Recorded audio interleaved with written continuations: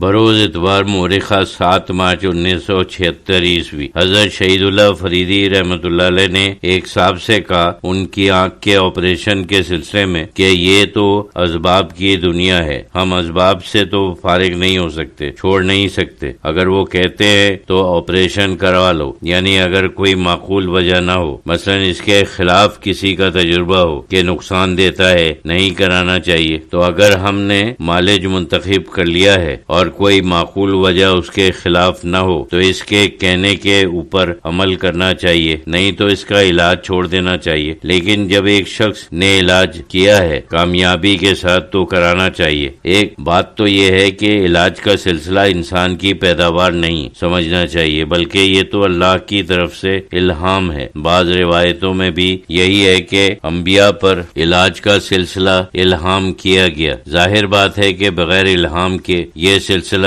کیسے شروع ہو سکتا ہے؟ اتنی جڑی بوٹیاں ہیں، لوگوں نے دریافت کی ہیں، پرانے طریقے علاج میں بھی ہیں اور نئے طریقے علاج میں بھی ہیں کہ فلاں بوٹی اس مرض کے لیے مفید ہے اور اس کا یہ عمل ہے۔ تقریباً ہر مرض کے لیے کوئی بوٹی یا کوئی مادہ دنیا میں موجود ہے اور وہ مفید ہے۔ یہ تو تجربے سے حاصل نہیں ہو سکتا۔ مثلا کسی کو دست آ رہے ہیں، پھر جتنی جڑی بوٹیاں سارے جنگلوں میں ہیں ان میں سے ہر ایک کو کھا کر کوئی معلوم کرے کہ کس بوٹی کے استعمال سے دست بند ہو جائیں گے، یہ تو ناممکن سی بات ہے، بلکہ ضرور کسی کو الہام ہوا ہوگا، کیونکہ اتنی بہت سی چیزیں ہیں اور ان کی بہت سی تاثیریں ہیں، یہ تو ممکن ہی نہیں کہ بغیر الہام کے یہ معلوم ہو۔ مطلب یہ ہے کہ یہ پورا سلسلہ اللہ کی طرف سے ہے، ایک سبب ہے لیکن اللہ کی طرف سے ہے۔ اللہ تعالیٰ نے بعض چیزوں میں شفا رکھ دی ہے، سمجھنا چاہیے کہ یہ اللہ کی ایک نعمت ہے۔ مالج بھی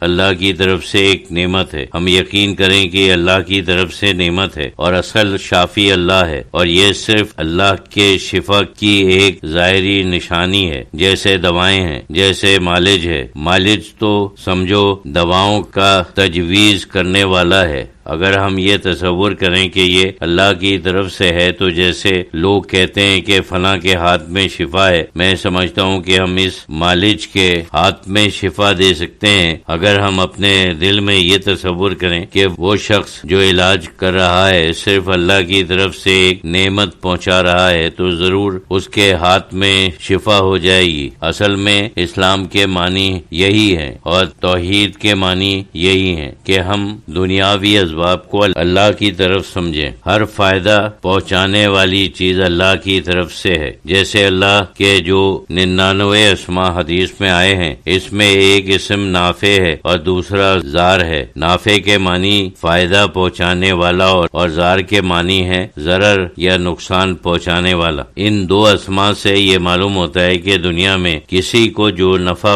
ہوتا ہے وہ صرف اللہ کی طرف سے ہے اور صرف اسماء نافع کا پرتو ہے، اور اگر کوئی نقصان پہنچنے والا ہے تو وہ بھی اللہ کی طرف سے ہے۔ اللہ کی کسی مصلحت سے کوئی چیز اس سے جاتی رہتی ہے تو پھر وہ ضار ہے، یہ اللہ کے اسماء ہیں۔ کفر اور اسلام میں یہی فرق ہے۔ مسلم ہر چیز اللہ کی طرف سے سمجھتا ہے، چاہے اسے نقصان ہو یا فائدہ۔ اگر کوئی شخص اسے فائدہ پہنچانا چاہتا ہے تو وہ کہتا ہے اللہ تعالیٰ نے فائدہ پہنچایا ہے۔ کسی شخص اور چیز سے نقصان ہوتا ہے تو وہ کہتا ہے کہ اللہ تعالیٰ نے ہم سے یہ چیز ہمارے ہی فائدے کے لیے لے لی۔ کافر اسباب کو دیکھتا ہے اور وہ کہتا ہے کہ فلاں شخص نے مجھے نقصان پہنچایا، اس کے دل میں بالکل یہ نہیں آتا کہ یہ اللہ کی طرف سے ہے۔ اسی طرح جب اسے کوئی کامیابی حاصل ہوتی ہے تو وہ سمجھتا ہے کہ میرے کسی ہنر کی وجہ سے یہ کامیابی حاصل ہوئی ہے۔ کامل مومن ہر چیز اللہ کی طرف سے سمجھتا ہے، ہر چیز میں اللہ کا ہاتھ دیکھتا ہے اور جتنی چیزیں ہیں ان میں محض اس کا اعلی کار دیکھتا ہے اور صرف ایک ظاہری نشان۔ تو ان سب چیزوں میں اللہ کے اسماء کا ظہور ہے۔ کامل مومن یہی کرتا ہے، عام مومن اکثر نہیں کرتا۔ یہی ایمان اور توحید میں نقص ہے۔ انسان کو ہمیشہ اس نقص کو دور کرنے کی کوشش کرتے رہنا چاہیے۔ اکثر لوگوں کی زبان پر یہ ہوتا ہے کہ میں فلاں دوا سے اچھا ہو گیا اور فلاں چیز کھانے کھانے سے بیمار ہو گیا اور فلاں ڈاکٹر نے مجھے ٹھیک کیا، فلاں شخص نے مجھے یہ نقصان پہنچایا، اس شخص نے مجھے فائدہ پہنچایا، یا اس کی وجہ سے یہ ہوا، اس کی وجہ سے وہ ہوا. چاہیے کہ اس کے ساتھ ہم اللہ کا نام لیں اور دل میں یہ سمجھیں وہ سب ظاہری اسباب تھے، مسبب جو ہے وہ اللہ ہے.